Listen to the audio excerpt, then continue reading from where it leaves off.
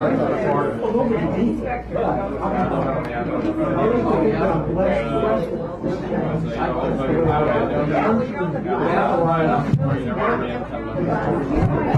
and gentlemen, if you can kindly take your seats, please.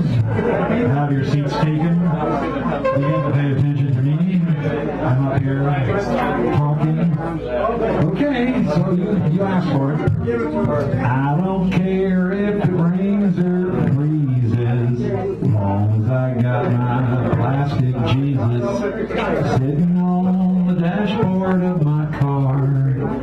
Comes in colors nice and pleasant, glows because he's iridescent, sitting on the dashboard of my car. Plastic Jesus, plastic Jesus, sitting on the dashboard of my car. I don't care if it rains or freezes, as long as I got my plastic Jesus sitting on the dashboard of my car.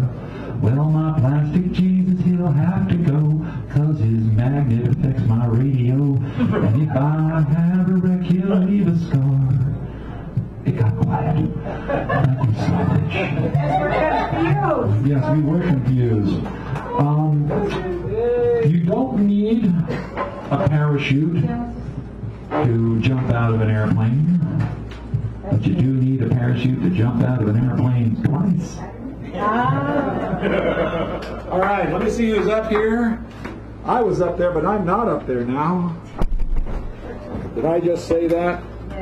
Yes, I did. All right, so we have a crowded second half, so try to be concise. We'll still be using the on-deck chair because that will speed things up.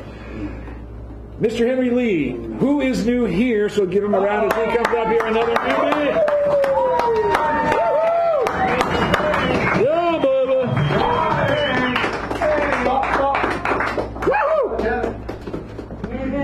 Okay. I'll be reading 3 poems. The first one is called The Necklace. I hold a glass necklace before my eyes and see the play of light that comes from each and every piece that catches my attention. Chopping the rays into many thin miniature shafts of light, bending them, reflecting them from each facet to the other, taking me into the symphony of light that surrounds me. From every point inside the many myriads of light, seeing that distorted picture of the world inside. My vantage light behind a solid wall of glass, and the light diminishes in intensity as the sun moves away from the necklace I hold before. I lay it down, for the world I once was in has vanished. Okay, this is an untitled poem. Standing in front of a mirror, I see a reflection of myself. I try to see beyond what I am, only to know that I want to see the dim image of man within my own self. What if I do seem to say the daily existence means nothing to me? To move beyond common hopes, entangling myself in the hopeless paradigm of perfection, impaling myself upon my goal, taking time to perform my task, procrastinating, making my progress erratic. I only wish a way out from this maze within myself, if only to be free from the forces that dwell within.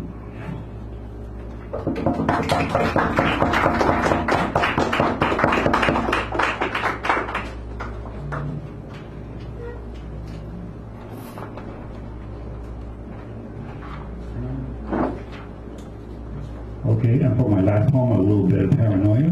Good. All right. Away, away in the darkness we go, to be observed under the eyes of God, for the bright light of day has been overtaken by the cool, dark hands of night. We move fast and quick, as we all were ready for the setting of the sun, and ready for the darkness that will cover us all. Thank you. Thank you. Thank you, Henry. And now, Cesar Love, please come up, and then Clyde is ready for the next. And after that, we have Val and James and Garrett and Beach. So plug for Lit Crawl is this Saturday on Mission District, and I'm curating an event at Alley Cat Books 8:30 Saturday. So come on down to Alley Cat 8:30. So who else? Raise your hand if you're going to be reading at Lit Crawl. I'm going to be one of the. Come on, I'm not the only one. I'm not the only one. I know I'm going to be part of that somewhere. Where are you, Dan? I don't know yet. I can't remember where it is. I don't have my notes. But someone said, "Oh, it's going to be part of Lip Call." Okay. Look, you're cool. We're not. Your sees our love. Hey, come on. Val, come on. You got to be on. You got to be on. Val is it? Jennifer, come on. Oh yeah, try using my excuse, huh? You copied. Okay, all right. So. Well, just read on the sidewalk. You'll probably be crowd. Yeah, there we go. Now we're talking. I'm coming to support. Okay. There we go. All right. So, a few poems.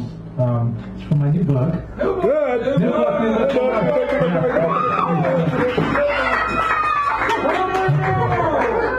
Okay. Hallelujah, brother.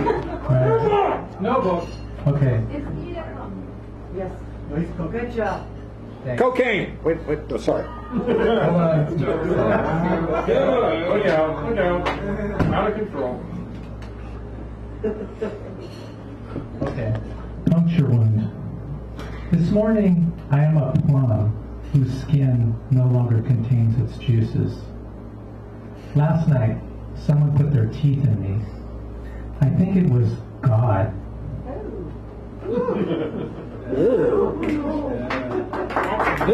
Maybe that's too much information. City morning. A fog as sweet as fog milk floats above the sidewalk stains. Last night, the janitors came in wagons to wash the streets with latte steam.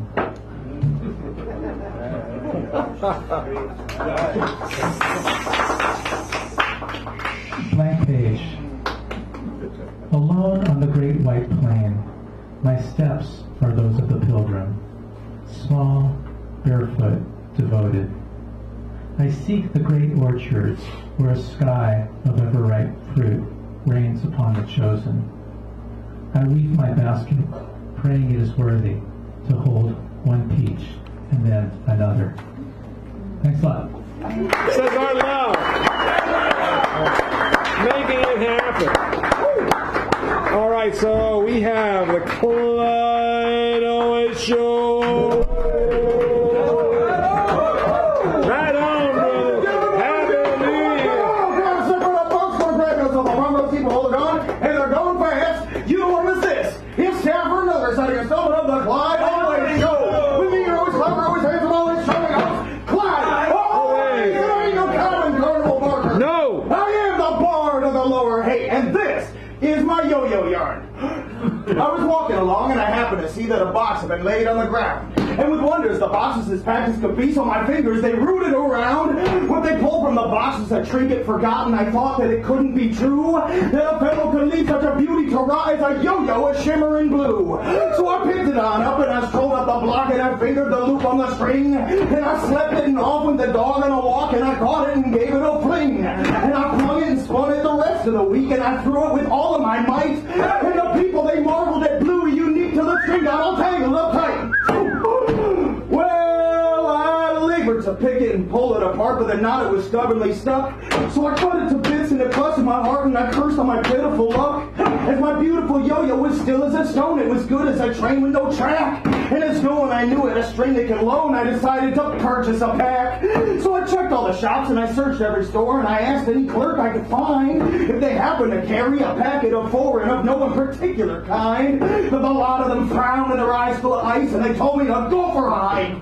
So I packed up my bag and I took their advice and I thumbed down a truck on the pipe. Boom! And the trucker, he smiled and welcomed me in, and he squawked and he blathered and bawled. And he offered me smokes and a swig of his gin, and he told me the cargo he hauled. He said, "Son, I suppose you never have guessed what I'm carrying back there in the rear. I got nothing but strings. And I swear they're the best, but I had them for more than a year. And I tried to deliver this load, but ain't nowhere is there a demand. So it's me and these strings. And we're stuck on the road. Say, have you got a yo-yo on hand? Well, reached in my pocket and giggled a bit as the trucker was picking up speed. I was shaking so hard I was having a fit in my hands. It was sweating indeed. As I pulled out my yo-yo as quick as a blur, that old rig hit a bump with a punch. And it flew out the window. And you can be sure that I heard a most definite crunch. Tonight's episode of the Clyde Owen Show.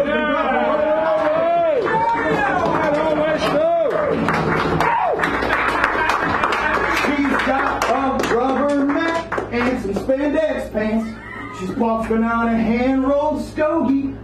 She's got a Buddhist tattoo, so there's a chance that she could be a real yogi. Visit your local yoga studio today for a portable race on the path to enlightenment.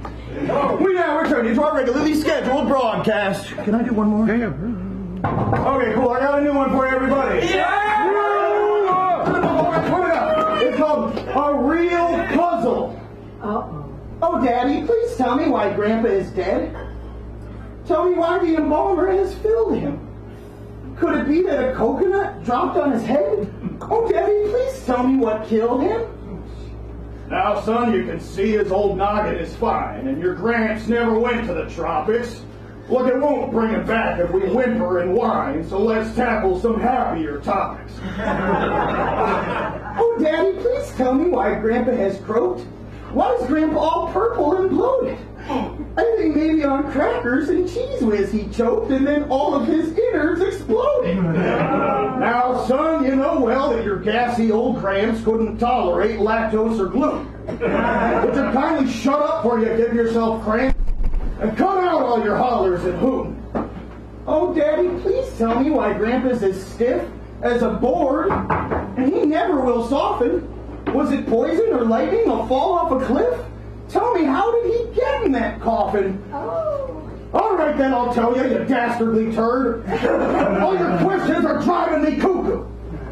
See, what did your Gramps in was the shock he endured when he finally solved a Sudoku. That's a real puzzle. My God,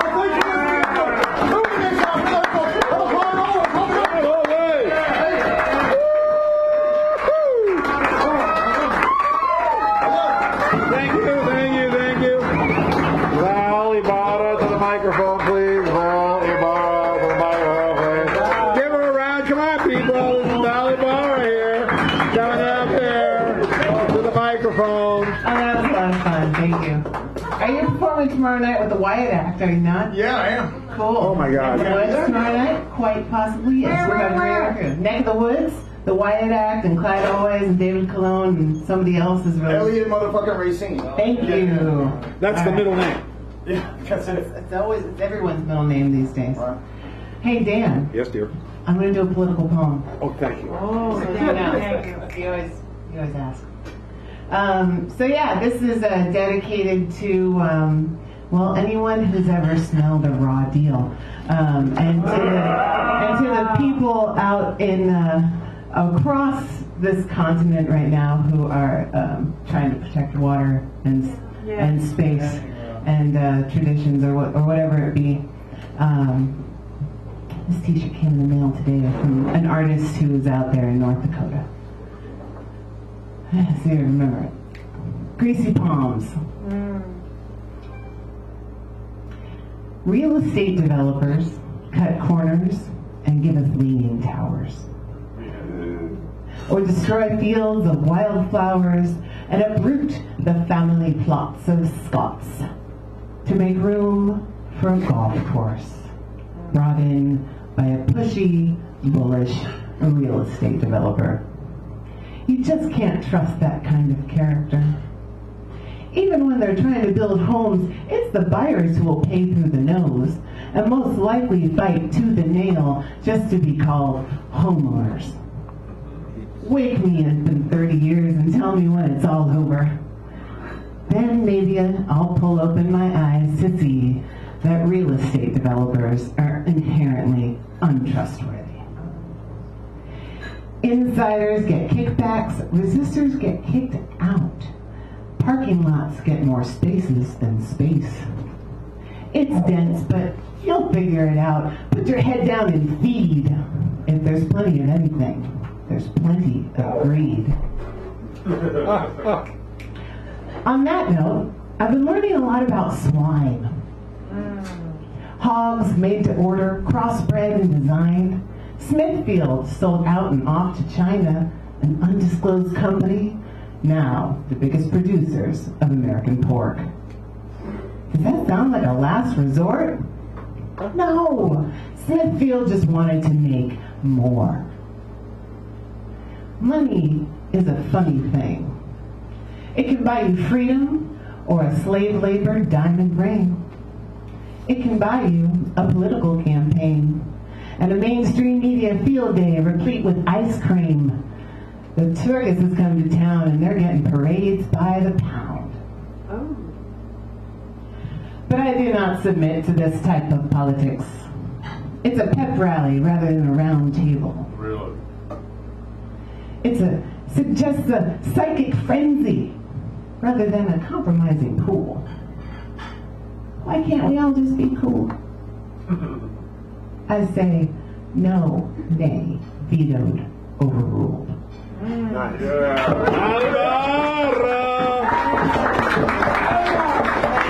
James Ellis, will you get up here, please? And then we got Garrett, V. Germini, we got Bear, Chauncey, Hal, Sydney, Pablo, then Michael, our last word clincher, closer, super duper, absolutely wonderful bulldozer. James? Yes, sir. Entrez-vous, s'il vous plaît. Mach schnell und ausmachen können, haben sagen. And I mean every word I say. Oh, are you? Oh, okay. I understand everything. That's good. Don't tell my mom, though. She wouldn't believe it. More than you do. I said, Who do?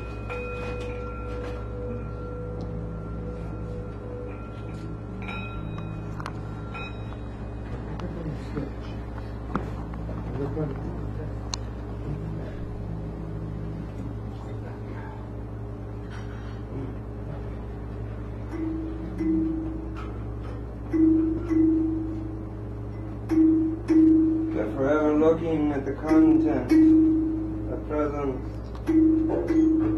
the content, and not that which is present. Did you ever look at it? Presence. Tasteless, colorless, odorless, thus, it is subtle. Presence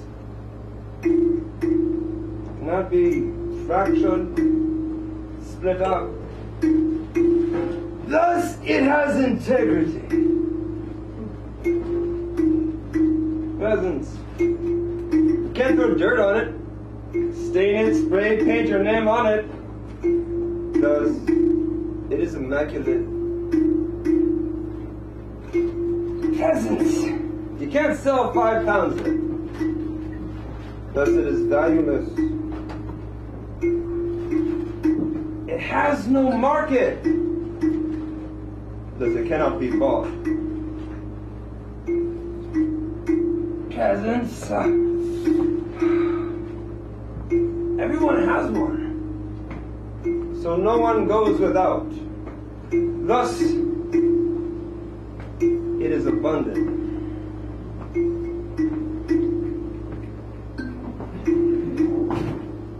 Presence. It's all we know as knowing. Thus, it is omniscient. It's always there. Thus, it is omnipresent. Question. Is something that is omniscient and omnipresent also omnipotent?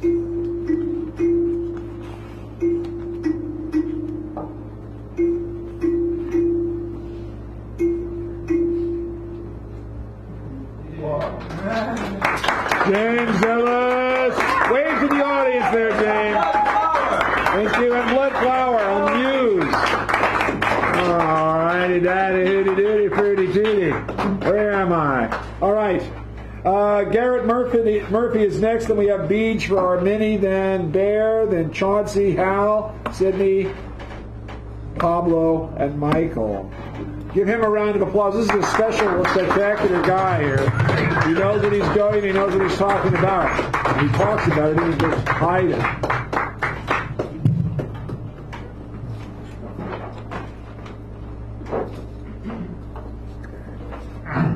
Milk toast and sharks.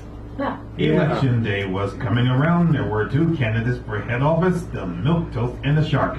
The shark approaches you and says, "Would you not rather vote for me? You know I'm a shark, but you know not what the milk toast is, do you?" You admit that much is true, that it is. The shark would never pretend that he is your friend. He'll just rush to you and attacking you through. Now the milk toast, on the other hand, will hem and will haw with a smile on his face and his hand on your fold. "With me, you'll always know where you stand," says that shark. "No frills and no facade, rest assured of plain talk." "Very well, you admit. You are right, Mr. Shark. I do know well now who to go for." So on to election day. The votes all come in and the votes are counted up. The shark's grin is wide while the milk toast is doubtful. At last the count is in and an announcement is made. "The winner is the milk toast." "What?" roars the shark. "I told you the truth. You knew I was right and you still voted for him over me." "All too true, you admit. I knew where I stand with you, and that's exactly why I voted as I did. I know that the milk toast will hem and will haw, but I know he won't eat me lickety-split, and he's so clumsy that we try to nib it and still likely get something out of him anyway. You are not at all sure I could dodge you in time, and besides, I'd rather not have any casualties meantime. So the moral of this story is this: it's important to learn that one wants to harm you, but a different thing it is to then give him the means." See? The thinking tower up rhymes with Crisco. Like present-day imitators of Yertle the Turtle, the city parents and developers did at this time, all they really had to do was to simply build a new transit center, but of course, who do we think we are? Anyone can build a simple transit center, but we're SNF, the city that really knows how. There's nothing going higher than we. We'll build us a transit center capped by a building that'll really help to build us up to the stars. So they build up and build up and build up some more, and behold, that tower was built, a marvel of the ages. But what's that odd sound, that sinking sound? Not quite the burping sound of a Mac, but equally ominous. A gas roars out, and it's plainly clear that that tower has begun to sink like 4 hours into the earth. Those developers might have dared to rise to the stars, but it appears they may really sink to the fallen stars. They really should have known they build up on sand, soft enough to go through hourglasses, sole source of hubris of city leaders and builders. But you can never keep a big eagle down for long. Hey, look on the bright side. At least we've done Italy a few better. They just have a leaning tower of Pisa, but we have, ladies and gentlemen, the sinking tower of, oh, well, you know.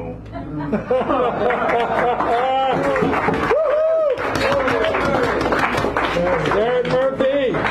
Always. I always say that always, but he is always. All right.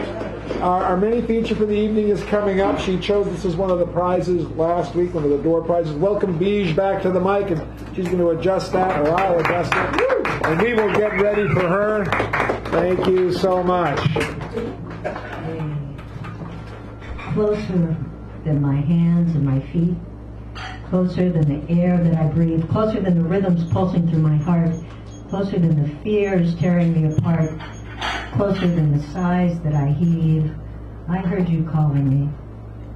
Closer than the hairs upon my head, closer than my skin against the bed, closer than the thoughts ripping through my brain, closer than the rage driving me insane, closer than the tears that I shed. I heard you calling me. I heard you calling me. I heard you calling me. Still, I could not hear a thing. Closer than your lips against mine. Closer than the race against time. Closer than my arms reaching for your touch. Closer than my voice telling me to hush. Closer than this constant craving. I heard you calling me. Closer than the sweat upon my brow. Closer than the indiscretions I've allowed. closer than the ghosts tugging at my chains, closer than the blood pumping through my veins, closer than the vows I have vowed. I heard you calling me. I heard you calling me. I heard you calling me, still I could not hear a thing. And that's the paradox of this love.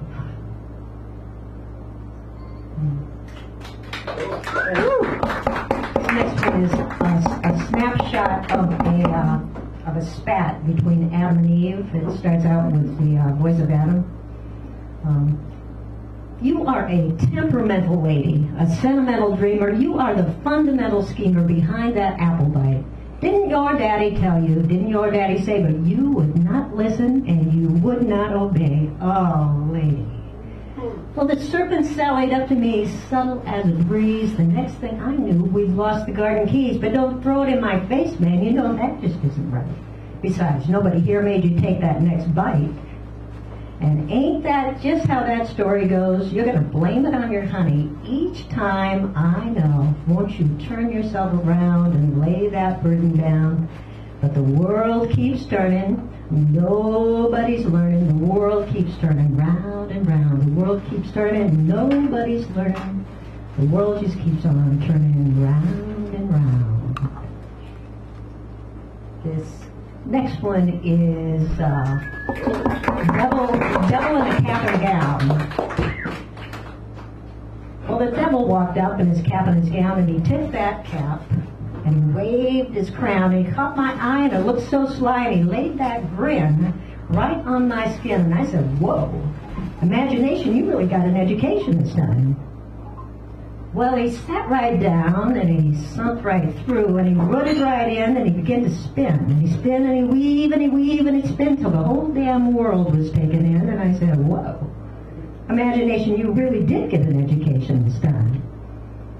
Well, the devil always makes his sale. He's the guarantee without fail. He's a PUA with a capital A. When the job is done, he's on the run. And I said, whoa. So are you mortified? You can be fantasized, you can be taken for a ride. I said, are you mortified? You can be fantasized, you can be taken for a ride. I sure am. Well, what are you going to do? You're all dressed in blue with nowhere to go and nothing to show. You've been drained to the bone and left here alone, watching your hands as they turn into stone. And I said, whoa.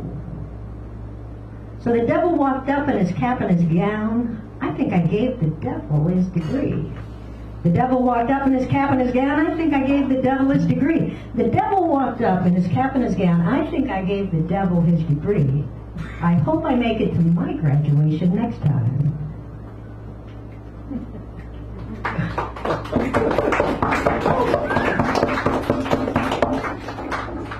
Lord, there's a big black hole in my soul. There is a big black hole in my soul, but I have a feeling if I jump in the hole, I'm going to find some kind of precious gold. So let everything else be sold, because I'm jumping in. Lord, I'm going down, down, down in a dark pit. Lord, I am going down, down, down in a dark pit. I'm going to sit with the devil. I'm going to have a chat. I don't know if I will ever be back. Sometimes you lose. Well, that's a fact. But I'm jumping in. Lord, it's a fearsome thing in the lion's den. It is a fearsome thing in the lion's den. It is a fearsome thing in the lion's den. Have I lost my soul? I have lost my grin. This is not a pretty picture in the lion's den. God bless the ones who wander in the dark night. God bless the ones who wander in the dark night. God bless the ones who wander in the dark night. Give a little love, give a little light, and help to restore our sight to the one.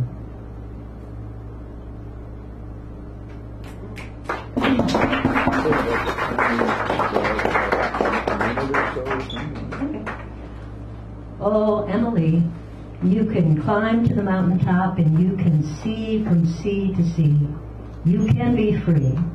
Don't waste your heart on memories, no fantasies of vengeance, please.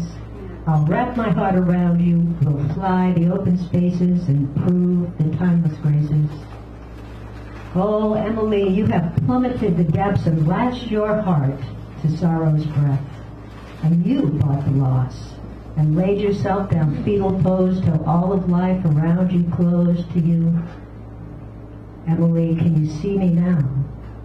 Oh, Emily, open up your eyes, my child, and you will see the time is now, and you are the one. No fear can penetrate your gaze when I wrap my heart around you. Emily, Emily. Thank you. Yeah. Okay, good. Those are all hers, by the way. I wanted to make sure. Wow. All right. So thank you, Beej. And now Bear. Let us get him up here. Then we got Chauncey, Hal, Sydney, Michael, and Pablo. There's a Pablo and Michael. I've never been here before. Oh, give it to him, folks. Come on.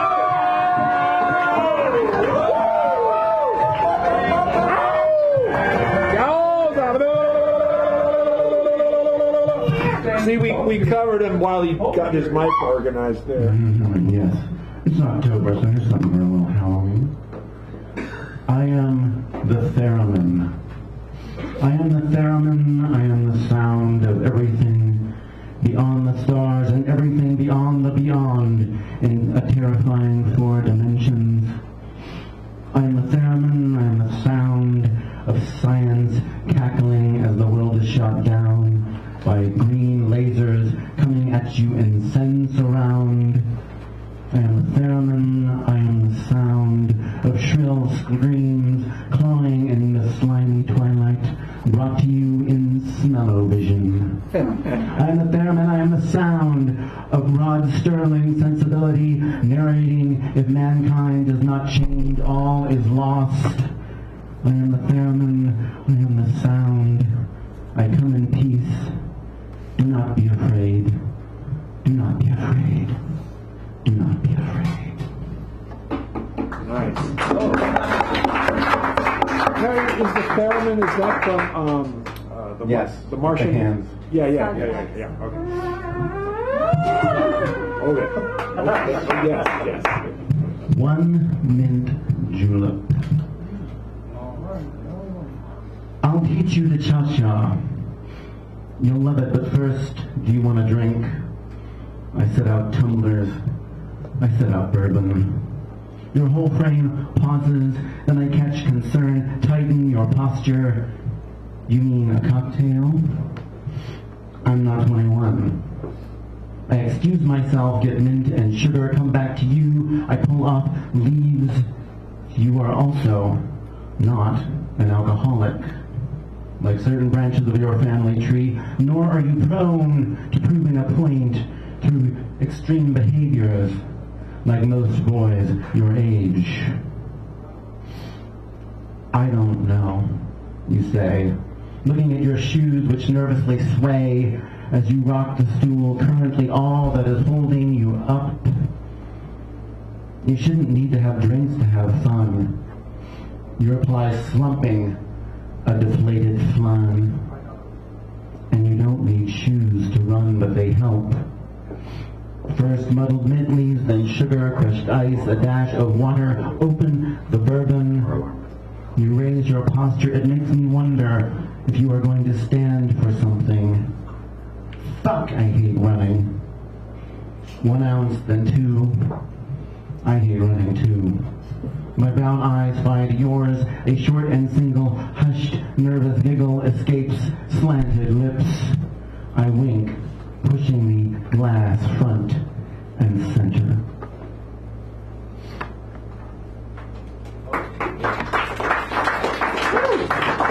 Will you shuffle those?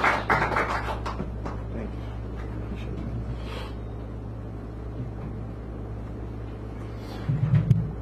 And finally, Xanadu. X. It's just too xeric, too xeno for most tastes, since it is used more in Pinyin than in English. It is also too xanthic, running from every child's alphabet because it can do no better than X-ray or xylophone. Hiding at the end of words like the ass of an ox or the trickster tail of a fox, it covers what it believes is an ugly head with a box. and looks like a stick figure always needing rescue from the Y behind, ready with a youthful kick of the leg, or trying to get a word in edgewise or with a W in front, wonderful and whimsical, waving its wisteria arm. But alas, X is for the illiterate one who can't Hancock. X is annoyingly academic, prone to being too wooden, caught up in a yawn fest of xylology and the black boar of xylomancy, which nobody gives two hoots about because Latin is so 44 BC. X only flaunts itself in fits of rage, crossing out words in what should be your good poem. It also marks all the mistakes you made on those tests to get into college, and it marks your movies and music as too nude for anyone who isn't a pervert. Pervert. Yes, the less X, the better, it seems. But how we forget, X is 10. The perfect score, and more if added to I or V, and it fronts an LA punk band where it spends its time kicking pop's puny ass, and if given the chance, X can be very xenodokial.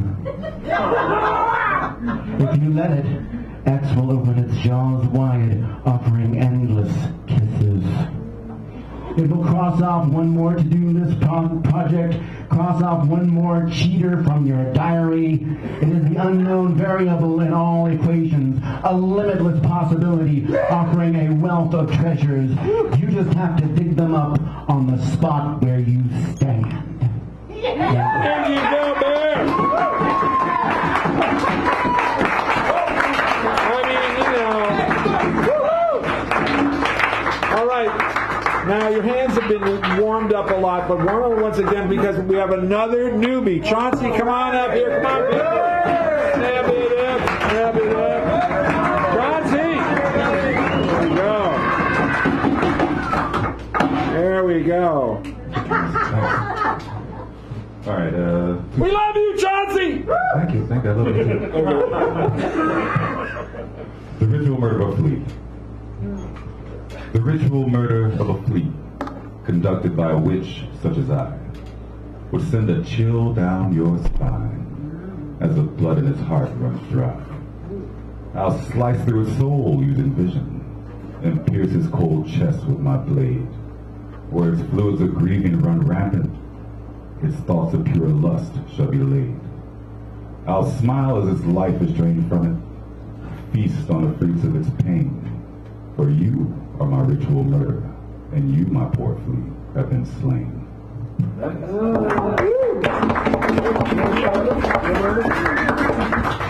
Alright, lastly, souls. Do ants have souls, I've often wondered. And what about those trees? Do plants have goals? Who rolls the thunder? And why is life such a tease? Do memories die? I've often thought that dreams could live forever. Do loved ones lie? Or would you get by if heartbreak changed the weather? What if in vain I should attain this love which God has promised, and in whose name will fall the rain that's certain to embalm us? Don't be misled as some may feel, since fate has killed our future. It must be said that God's not dead, but sin is not our ruler. So time draws near, but who'll wind back the clock that ticks for me? I do have fear, but I'll be dear to any soul that's free. Johnson, you gotta come back. You're here. Nice. Sweet.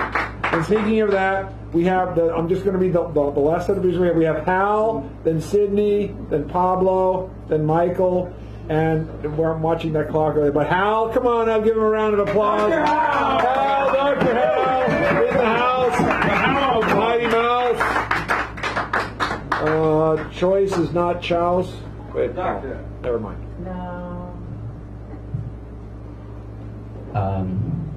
Halloween poems. It is actually a season now, and they put up the decorations earlier every year. But I won't get into that. The Listeners by Walter B. Lemaitre. Is there anyone there? Said the traveler, knocking on the moonlit door, and his horse in the silence champed the grasses of the forest's ferny floor. and a bird flew up out of the turret above the traveler's head, and he smote upon the door again, a second time. "Is there anybody there?" he said. But no one descended to the traveler. No head from the leaf-fringed sill leaned over and looked into his gray eyes, where he stood perplexed and still, but only a host of phantom listeners who dwelt in the lone house then stood listening in the silence of the moonlight to that voice from the world of men, stood thronging the faint moonbeams on the dark stair that goes down to the empty hall, hearkening in an air stirred and shaken by the lonely traveler's call. And he felt in his heart their strangeness, their stillness answering his cry, while his horse moved, cropping the dark turf neath the starred and leafy sky. For he suddenly smote on the door again, even louder, and lifted his head. "Tell them I came, and no one answered, that I kept my word," he said. Never the least stir made the listeners, though every word he spake fell echoing through the shadowiness of the still house, from the one man left awake. Aye, they heard his foot upon the stirrup, and the sound of iron on stone, and how the silence surged softly backwards when the plunging hoofs were gone. I'll try to shoot this one in also the remaining time by Tolkien, called The Mulips, for the Halloween season. The shadows where the mulips dwell are dark and wet as ink, and low and softly rings their bell, as in the slime you sink. You sink into the slime, who dare to knock upon their door, while down the grinning gargoyles stare, and noisome waters pour. Beside the rotting river strand, the drooping willows weep, while gloomily the gore crows stand, croaking in their sleep. Over the Murloc mountains, by a long and lonely way, in a narrow valley where the trees are gray, by a dark pool's borders without wind or tide, moonless and sunless, the mulips hide. The cellars where the mulips sit are dark and dank and cold, with single flickering candle lit, and there they count their gold. Their walls are wet, their ceilings drip, their feet upon the floor go softly with a squish flap flip as they sidle to the door. They peep out slyly, through a crack their feeling fingers creep, and when they've finished, in a sack your bones they take to keep. Over the Murloc mountains, by a long and lonesome road, through the spider shadows and the marsh of toad, and through the wood of hanging trees and the gallows weed, you go to find the mulips, and the mulips feed. Thank you. This is good. I'm not misspoken. Dr. Howe, thank you. Okay, we have yet another new person, Sydney. Sydney, come on up, Sydney.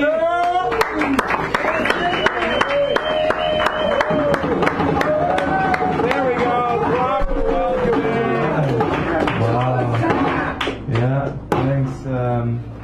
thanks for having me. My name is Sydney. I'm from Berlin. I've been traveling through California for a month now. This is my last stop. I'm going home on Monday. And yeah, I arrived in San Francisco like 4 days ago or something, and I was sitting on the station Mission over there, and it was just pure madness to me.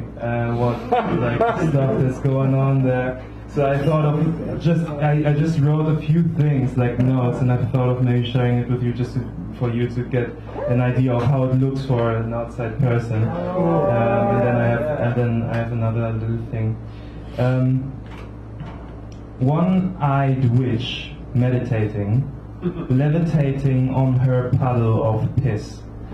Screaming black man knit the beautiful lace on this far too open street life curtain. The guy over there blindly stumbles through the crowd, bumping into trees, checking if they have asses. I wonder if he knows that he is wearing a wig hanging to his hips, but he looks fabulous. The black woman proudly exhibits her trunk to the following traffic of screaming lace knitters, cyber kids walking by, designer shoes, face masks, filtering the dirt whirling up into their privileged nostrils. It seems impossible to understand this circus, ungraspable like the legless pigeons gliding above my heated head. Oh my God. The one-eyed witch is making out with the dog of Sanchez, and their spit is building hanging bridges. Oh, yeah. Tasty. Sorry about that. This one I wrote for a video that I made, like a spoken word video on eating habits. It goes like this. Let food be your medicine. And start to believe that you don't need all the protein you would get from that meat, that you don't need an extra pill to give your body what it needs, that your diet is your health care, because you are what you eat. Healthy could be more than just a state you're in. Healthy could be a statement in the world we live in, because we're surrounded by the smell of chicken, $1 per piece. Now what happens when 8 billion people want to eat meat? Not just the rise of obese. We're cutting down all these trees, because we need room for those animals we are willing to eat. Rising of the seas, spreading of disease, and you keep paying the doctor for the effects that he treats. Please, listen and try to understand this. You need to heal yourself, which will lead to heal the planet. You need to teach yourself that meat is nothing but a habit, and eventually find out that all you craved for was a carrot.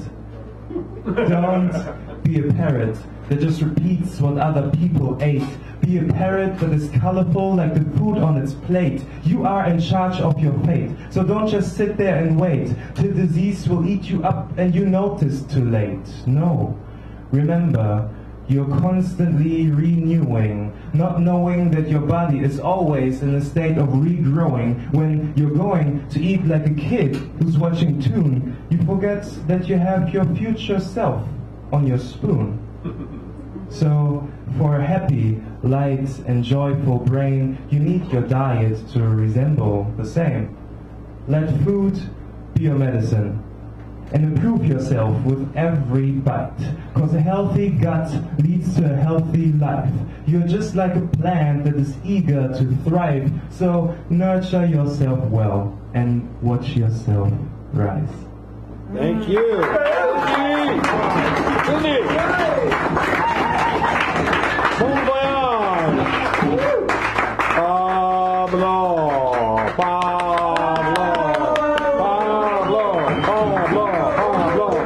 Pablo. He hasn't been here for a while. Yeah, it's been about since the last time, I think. Right? Am I right? Last time, right. 24/7, 365. Like a stairway to heaven, these are the days of our lives. When you get to the top, that's when you tumble and slide. And you fall so hard you contemplate suicide. Because in the words of Sade, love is stronger than pride. And the truth about love that nobody can deny is that we're all part Dr. Jekyll and part Mr. Hyde. Part dog, part cat, except without the 9 lives. And fewer opportunities to try to get it right. To risk it all. Risk everything to make the loneliness subside. No matter how many tears we cry, I guess that's why they call it falling in love. Hey, you ain't never lied.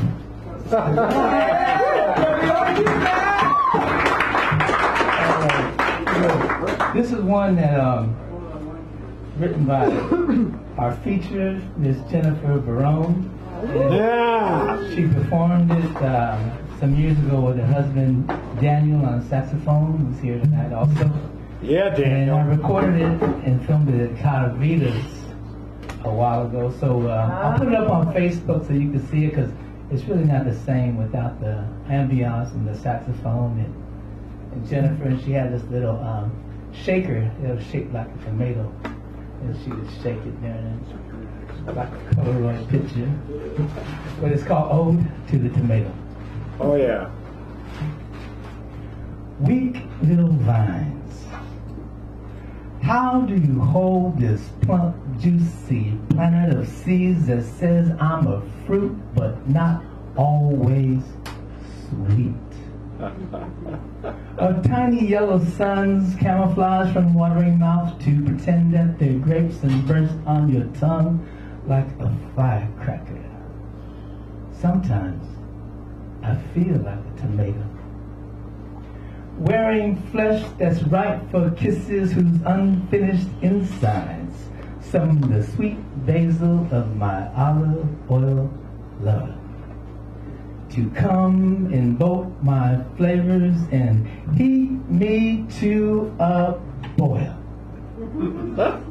Sometimes I feel like a green cherry tomato, worshipping the sun until I'm sun-dried, until I'm shriveled, until I'm full of sensation and longing, until I am red, like an Italian woman's heart, until I'm plump like her lips and her hips, and I am juicy and dangerous, to eat or to cut, and I make a mess, splattering love and oceans until you discover the unpredictable insides, unpredictable universe inside of me. Sorry about that, Jennifer. Thank you very much.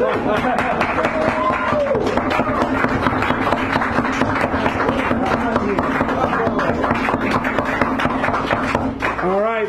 Our clincher closer, super duper bulldozer, Michael Tank is next, and then we're going to take care of these prizes. So give him a nice round as he comes up here. For a while, folks. Thank you, Michael. All right, I'm going to read one of mine first, and then one Ruby. Okay. We have room for that. Sorry. This is called What Computers Teach Humans. Nature, incomprehensibly complex, forms humans to experience and sense reality through symbol. Computers, only as smart as their programmers, teach humans to meet minds with artificial intelligence. Windows, symbolic screen thresholds to virtual worlds, divert our senses from our native environments. Humans, only as smart as their programmers, are inverted in a negative feedback loop as taught by simple computers. God, surrender to mystery and complexity, slowly becomes unobtainable through virtual self-absorption. Nature is an infinitely more virtuous teacher than any virtual landscape, constructed hell by human hands.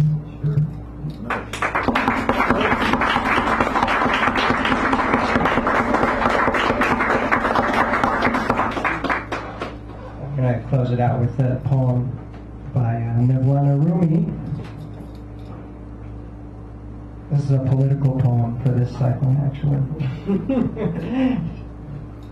It's to Scrooge McDuck. Solomon was busy judging others when it was his personal thoughts that were disrupting the community. Solomon was busy judging others when it was his personal thoughts that were disrupting the community. His crown slid crooked on his head. He put it straight, but the crown went awry again. 8 times this happened. Finally, he began talking to his headpiece. "Why do you keep tilting over my eyes?" "I have to," says the headpiece. "When your power loses compassion, I have to show what such a condition looks like."